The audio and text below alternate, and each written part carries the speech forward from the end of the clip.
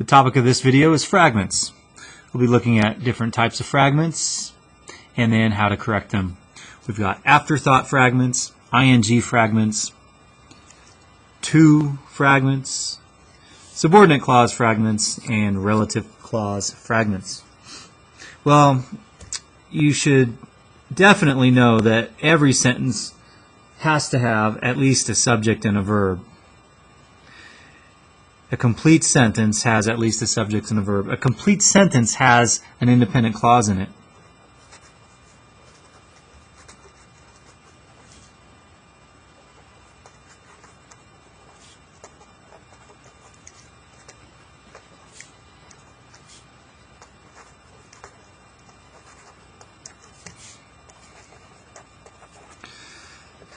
Must.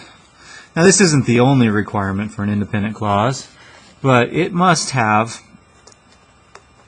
both a subject and a verb.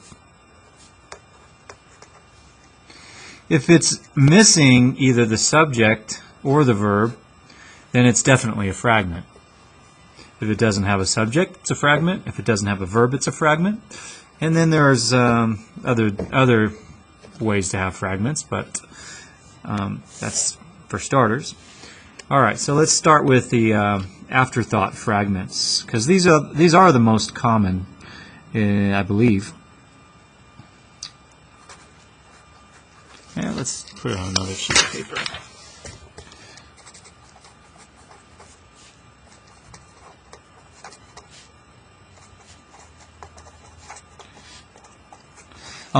And obviously, fragments are bad. Okay, so afterthought fragment is basically what happens here is if you have a complete thought and then you have another thought afterwards, and you don't make them into one sentence, or if you don't make if you don't make the afterthought a complete thought. So, for example,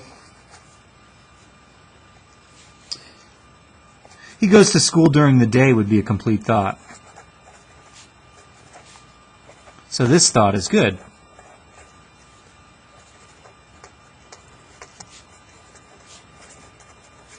So we put a period there.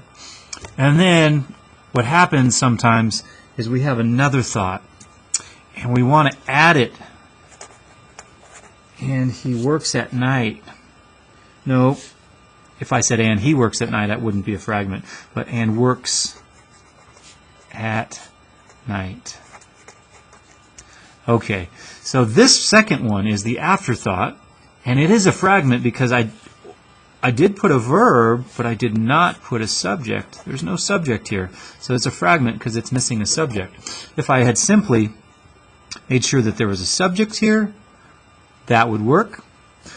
Another way to correct it, I'm going to erase this because it wasn't really part of our original fragment.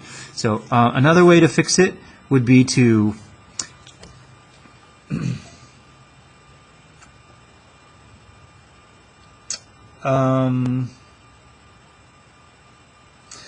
join them together. I know.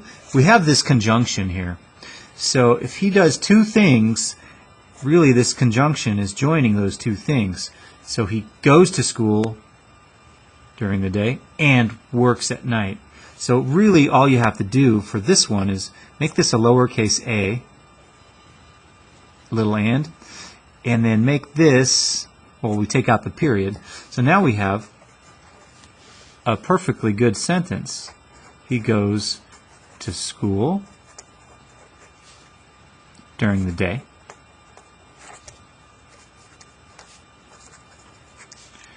and works at night. We have the whole thought, both thoughts, but it's now, they're in one sentence, correctly put together in one sentence. We don't have a comma before this conjunction because we're not separating, or we're not joining two independent clauses. The second clause, and works at night, is not an independent clause, so we're not joining these.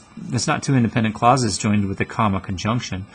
This is, we don't want to separate the subject from its verb, or one of its verbs, with a comma. We have the subject he, and we have the verbs goes and works. And if we put a comma here, it would be separating he from one of its verbs, works. And you don't do that.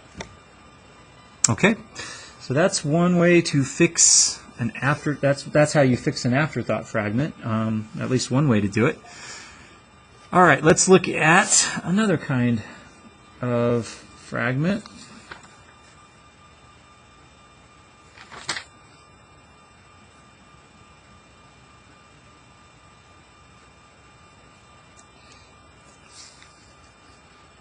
ING fragments. I think that's what I had next. ING fragment. Okay, so this one is, here's an example. Sometimes we have a phrase like finding no one at the house. And we put a period here thinking we have a big thought. Even though there's a lot of words, it doesn't have a subject or a verb in it, really. And we tried to complete, we finished our thought with the next sentence, but these belong in one sentence.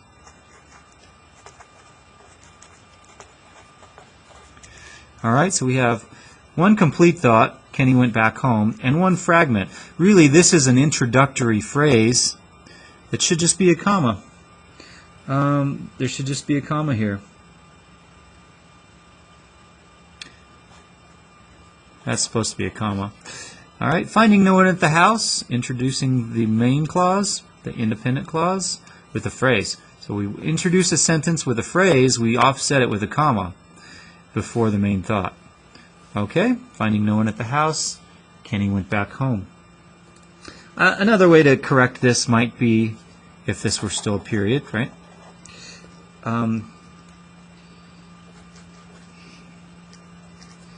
He found no one at the house.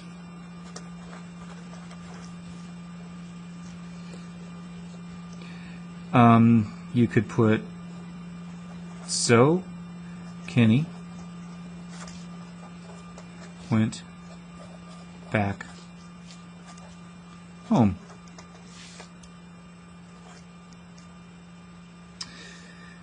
All right, so there's a couple ways to fix that. Next type of fragment got on our fragment list is two fragments.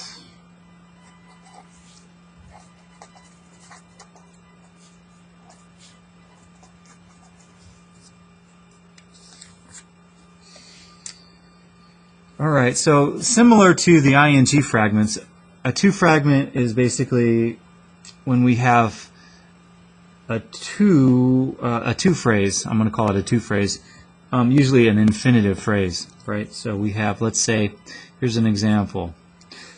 And this is kind of an afterthought fragment in a way too, because I'm going to start with an independent clause, a complete thought. The school started a tutoring program.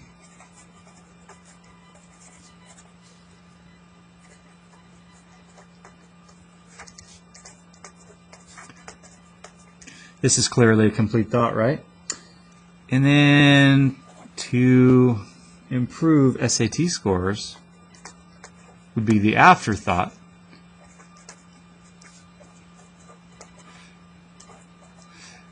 It is an afterthought fragment, but it's one that starts with two. So that's why we're calling it a two fragment. But again, there's really just an afterthought here. Either you take out the period and you make this a lowercase t and just make it one sentence that way. Mr. Ramirez, please call the office. Mr. Ramirez, call the office. Pardon. Sorry about that. Or let's say you wanted to introduce your sentence with the to fragment, but make it part of your sentence. So to improve SAT scores, introducing the main clause, we're offsetting it with a comma. The school started a tutoring program.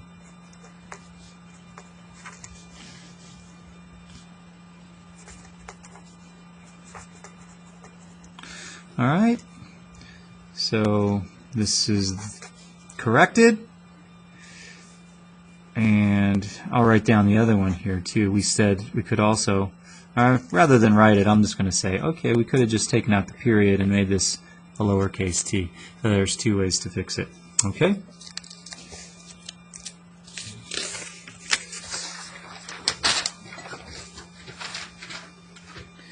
All right, the next ones we're going to look at are, we're calling them we're calling these next ones subordinate clause fragments.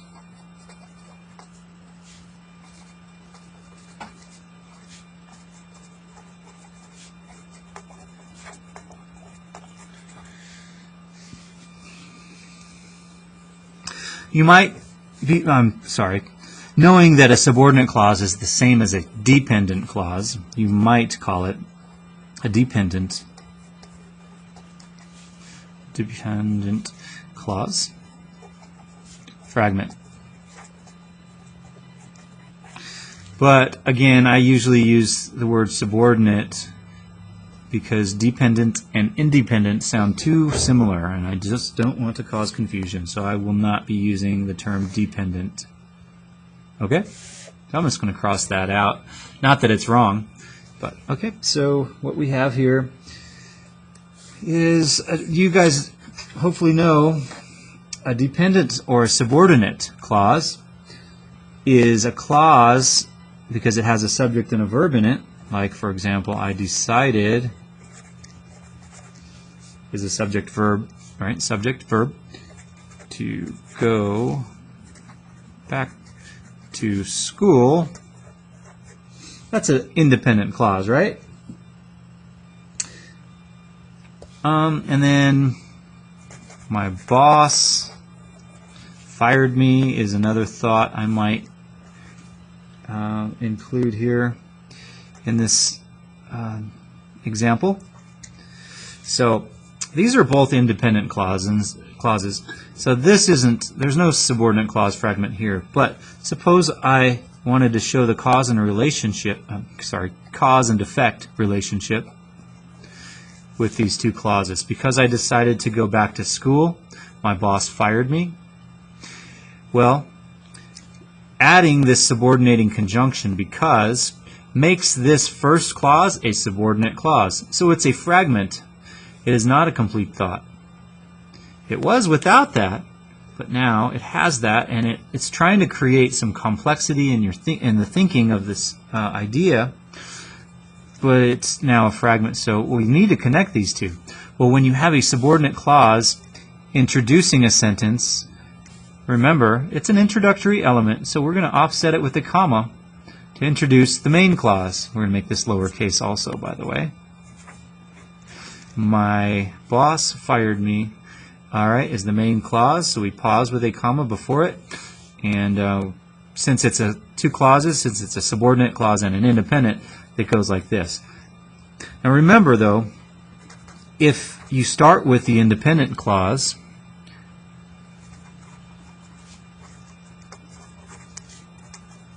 we do not put a comma before a subordinate clause. So although this one has a comma, this one will not.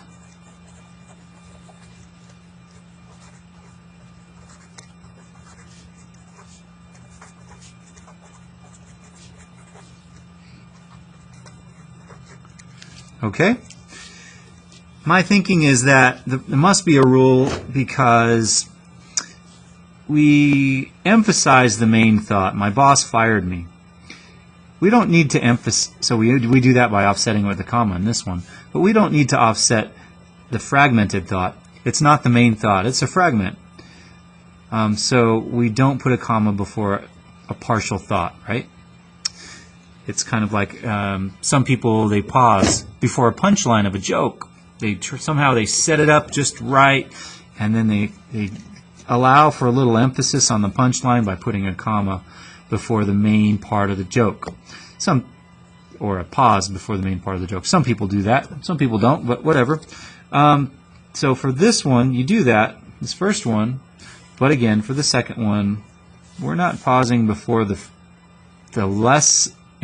lesser of the important thoughts, which is the fragmented part. Okay? So that's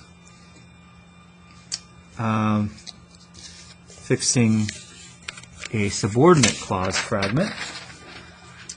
Now we're going to go with the final type of fragment that we're going to cover, and that's a relative clause fragment.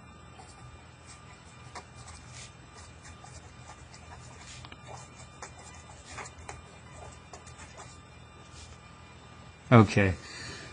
Well, a relative clause is a dependent clause or a subordinate clause that begins with a relative pronoun. So a relative clause starts with a relative pronoun. I'll write those down here.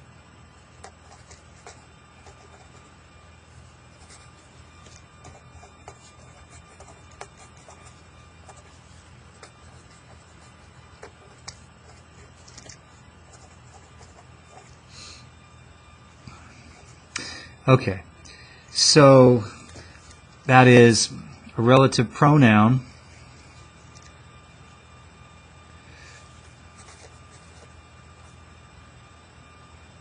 relative pronouns are who and which and that. These are the most common, but sometimes we also have the objective form of who, which is whom. That is to say, who, if you use it in a sentence, it should be the subject, and whom could be an object. Either the object of the verb, so that is, it receives the action of the verb, or the object of a preposition, so it comes at the end of a prepositional phrase, like to whom it may concern, right? So this is subjective, this is objective, and whose is possessive. And then, so there's only 5 of these, but these 3 are all related to each other. So mostly we just worry about these 3. So anyhow, let's give you an example now.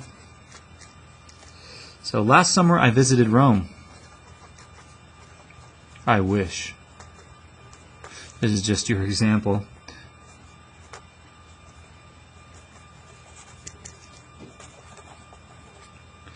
Okay, and I'm going to even offset this introductory element with a comma, because here's my main clause. I visited Rome, right? And here's an introductory noun phrase. All right, so last summer I visited Rome. That's a complete thought.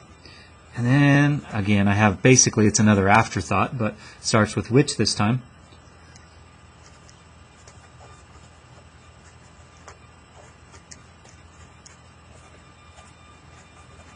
Which is a beautiful city. Well,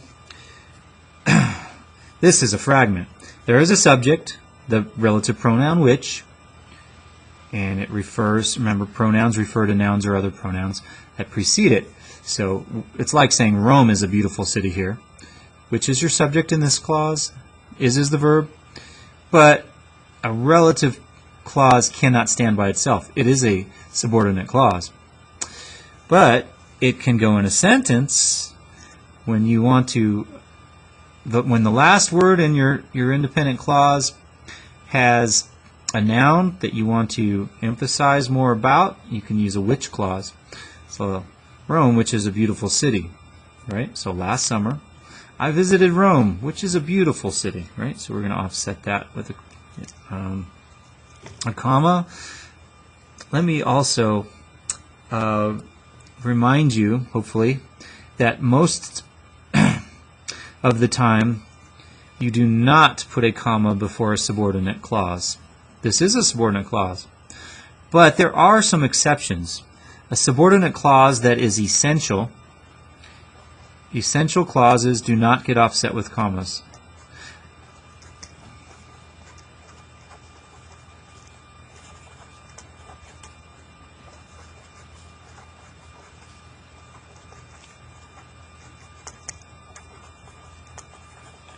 Unless, oh wait, nope, sorry, there is no unless. Essential clauses do not get offset with commas, but non-essential clauses do.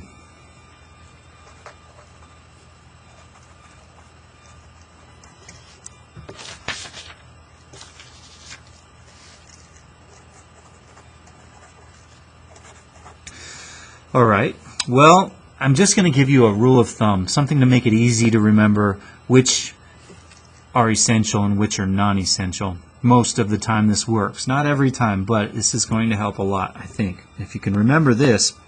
Okay, again, most subordinate clauses are essential. That's why when you start with an independent clause and then you finish with a subordinate clause, you do not put a comma right there. All right. But if it were a non-essential subordinate clause, you would put a comma here. Well, the non-essential subordinate clauses usually are only the ones that start with who or which.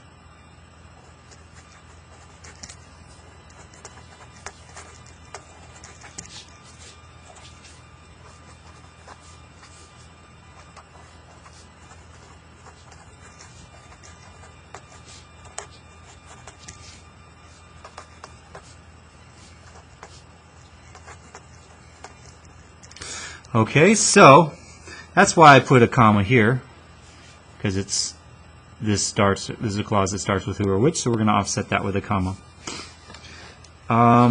Okay, so let's see, is that about it? Basically, I think it is.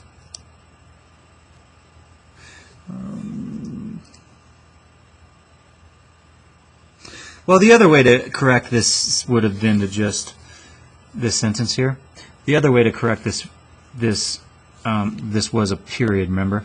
So if this were two separate sentences, it would just be to make these two sentences, keep the period there, and then just start the next one with Rome. Rome is a beautiful city, so that would have worked also. Okay, well that's it on fixing fragments.